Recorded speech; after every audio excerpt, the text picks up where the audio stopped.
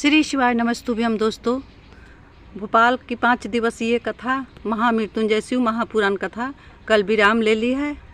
कथा के अंत में मेरे आशीष भैया जो थे से बहुत भावुक हो चुके थे, क्योंकि गुरुजी का जो आभार व्यक्त करते करते उनके आँखों में आंसू भर गई, वो झल्ला उठे। इसका श्रेय उन्होंने अपने जो 3500 कर्मियों को लगाया था, कार्यकर्ताओं को लगाया था, उनको दिया, महादेव को दिया, गुरुजी को दिया।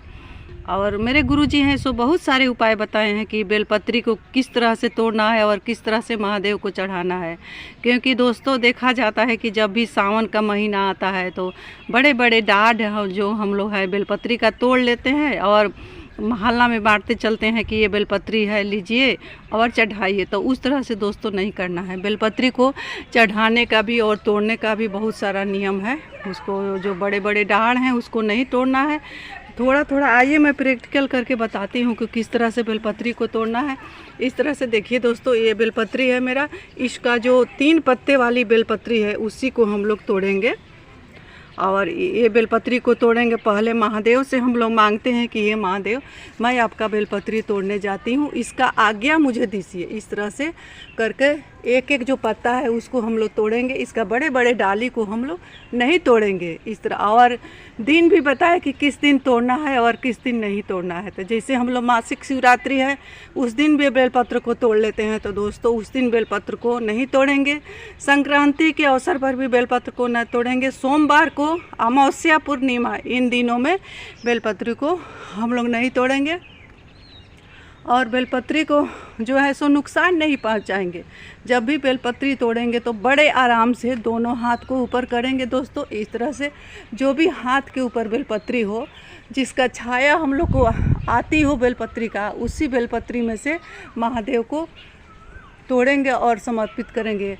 छोटे छोटे बेलपत्री रहते हैं, बेलपत्री का वृक्ष गमले में लगे रहते हैं और उसका भी हम लोग तोड़ करके महादेव को चढ़ाते हैं। तो ये जो बेलपत्री होता है छोटे छोटे डाली का, छोटे छोटे वृक्ष का, उसको महादेव स्वीकार नहीं करते हैं, उससे दोष भी लगता है।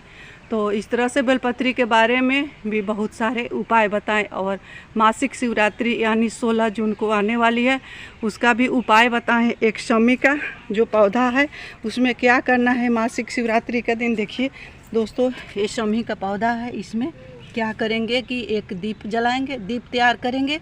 दीप याद रहे कि गोल बत्ती का हो और उसका जो मुख हो सो शमी की तरफ हो, यानी घर की तरफ हो। और उसमें एक लवंग डालेंगे और एक काली मिर्च डालेंगे और शमी में जलाएंगे। और तुमरुका जी का नाम लेंगे। कोई भी काम रुका होगा, अटका होगा, सो बहुत जल्दी मेरे महादेव पूर्ण करते हैं। तो दोस्तों, ये रही शमी का उपाय। आइए जानते हैं अगले उपाय के। देखिए दोस्तों, जहाँ मैं रोज़ पूजा करती हूँ वहीं मेरे महादेव हैं। जहाँ मैं 1 लोटा जल लेकर के रोज़ आती हूँ वहीं ये मेरा महादेव है। ये मेरे नंदी बाबा हैं, ये मेरे माता रानी हैं, यहाँ पर कार्तिक जी हैं और यहाँ पर गणेश जी हैं और यहाँ पर मेरे बजरंग बली जी बैठे हुए हैं। तो चलिए दोस्तों आगे बताते हैं कि जो महाशिवरात्रि आ रही है उस पर क्या करना है, मेरे गुरुजी ने क्या बताया है। सो मैं आज प्रैक्टिकल करके आप लोग को बताती हैं। क्योंकि जो मेरी बहनें हैं, सो मेरे कोई भाई हैं, बहनें हैं, सो बहुत भोले हैं, वो समझ नहीं पाते हैं।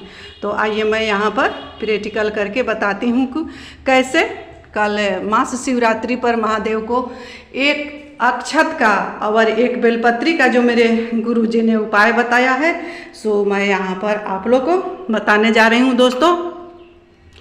क्योंकि गुरुजी का जो कथा होता है सो उपायों से भरा रहता है और कहीं ना कहीं भक्त का कल्याण करता है। इसलिए कोई भी उपाय कर लेगा तो अगली कथा में उसका पत्र होगा। यानी 3 महीना में महादेव हाथ पकड़ लेते हैं भक्त का और सारी मनोरथ को पूर्ण करते हैं। वैसे भी ये जो मेरा महादेव है सो बहुत दयालु हैं, कृपालु हैं। इस मंदिर में कोई भी पूजा करता है उसको भगवान महादेव हाथ पकड़े रहते हैं, कोई चीज़ का कमी नहीं छोड़ते हैं। तो दोस्तों आइए सबसे पहले जानते हैं कि एक अक्षत और एक बेलपत्री का कैसा प्रयोग करना है। क्योंकि जो करना है सो महाशिवरात्रि या अष्टमी तिथि पर करना है। जब कहीं से कोई काम नहीं बने तो उसको किस तरह से करना है सो मैं यहाँ पर बता रही हूँ दोस्तों, क्योंकि अगली कथा जो है खगड़िया बिहार में है मेरे गुरुजी का। अगली कथा जो है सो नंदीश्वर शिव महापुराण की जो कथा होने जा रही है खगड़िया बिहार में मेरे गुरुजी का। कहीं न कहीं जो मेरे गुरुजी का कथा है सो बहुत जनमानस का कल्याण करता है और कल्याण होता भी है, क्योंकि पत्रों का अंबार लगी रहती है। मेरे जो गुरुजी हैं उनका मंच पर पत्रों का अंबार लगी रहती है। तो दोस्तों ये देखिए, ये जो है सो एक अक्षत है, यहाँ पर जो है सो ये एक अक्षत है। ये उपाय बताए हैं कल 5वां दिवस का कथा में, महामृत्युंजय शिव महापुराण के 5वां दिवस के कथा में मेरे गुरुजी ने ये उपाय बताया है एक अक्षत का। जो एक अक्षत है सो यहाँ अशोक सुंदरी वाली जगह पर रखना है। ये अक्षत को अशोक सुंदरी वाली जगह पर हम लोग रखेंगे। यहाँ पर अक्षत रख दिए अशोक सुंदरी वाली जगह पर, यहाँ पर अक्षत रखा हुआ है। और ये है सो अशोक सुंदरी वाली जगह है, क्योंकि जलाधारी का बीचों बीच में जहाँ से पानी बह करके जाता, ये जो जगह है सो अशोक सुंदरी वाली जगह है दोस्तों। ये जलाधारी का बीचों बीच में यहाँ पर हम लोग एक अक्षत रखेंगे।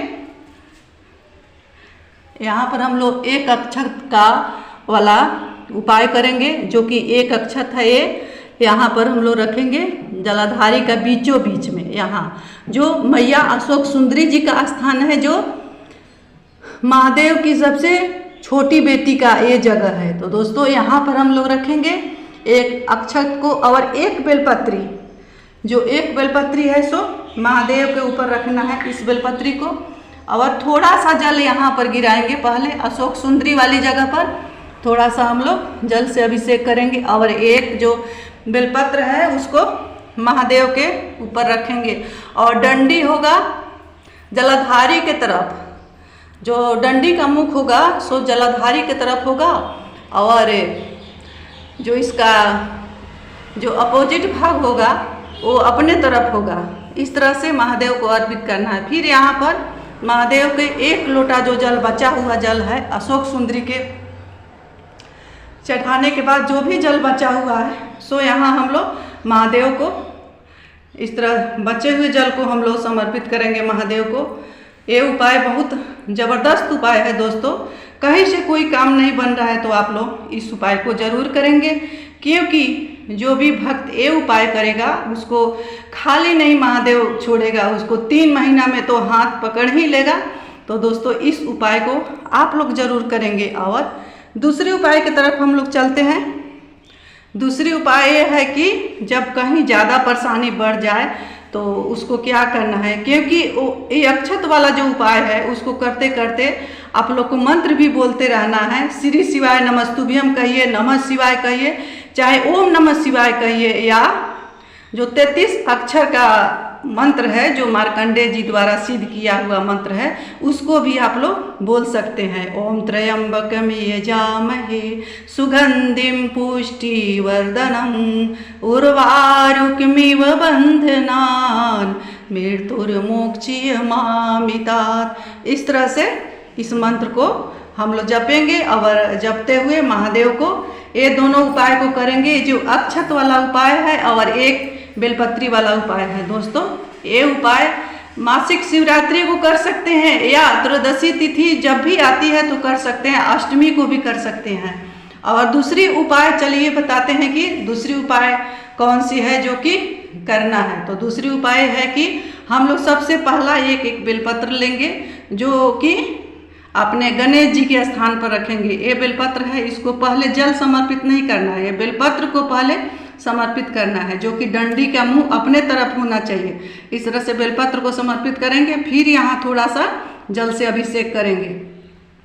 और दूसरा जो है सो क्या करेंगे, दूसरा ये पहला जगह हो गया गणेश जी का स्थान, और दूसरा जो जगह है सो सदानंद कार्तिकेय का स्थान है, वहाँ पर भी हम दूसरा बेलपत्र लेंगे।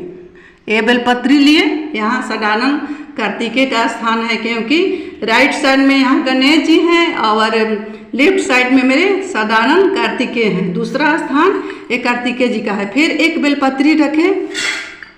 और दोस्तों याद रहे कि इस क्रिया को भी करते करते, इस उपाय को करते करते भी श्री शिवाय नमस्तुभ्यम बोलते रहना है इस तरह। और ध्यान रहे कि डंडी का मुंह अपने तरफ हो। फिर यहाँ पर थोड़ा सा जल से अभिषेक करेंगे। और तीसरा जो जगह है सो अशोक सुंदरी वाली स्थान है, वहाँ पर भी हम लोग एक बेलपत्री लेंगे।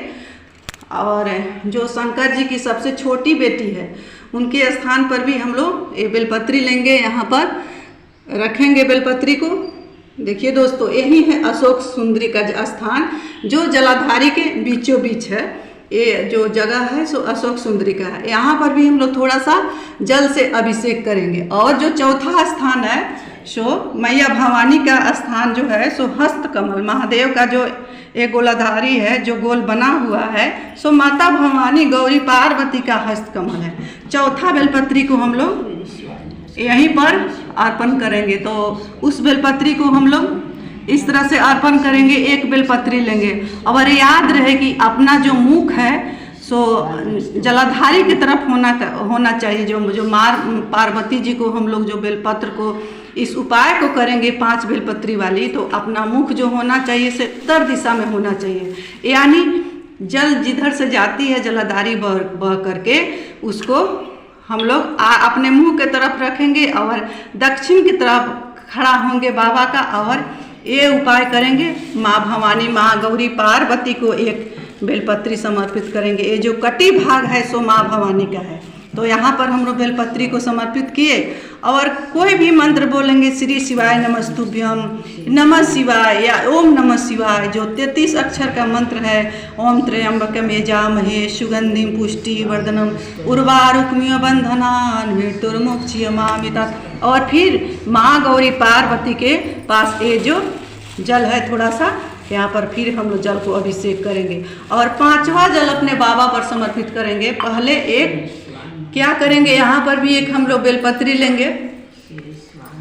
इस बेलपत्री को हम लोग लिए और बाबा पर इस बेलपत्री को पहले हम लोग बाबा को चढ़ाएंगे और बाबा को यहाँ पर अर्पित किए। उसी मंत्र से श्री शिवाय नमस्तुभ्यम या महामृत्युंजय का मंत्र है उससे नमः शिवाय या ओम नमः शिवाय से हम लोग फिर जो बची हुई जितना भी जल है सो बाबा को हम लोग समर्पित कर देंगे। दोस्तों, ये है मास शिवरात्रि आती है उसमें उपाय करना है या अष्टमी को उपाय करना है या जरूरे पड़े जब ज़्यादा मन परेशान हो, ज़्यादा चिंता घेरा हुआ हो तो आप लोग कभी किसी दिन भी इस उपाय को कर सकते हैं।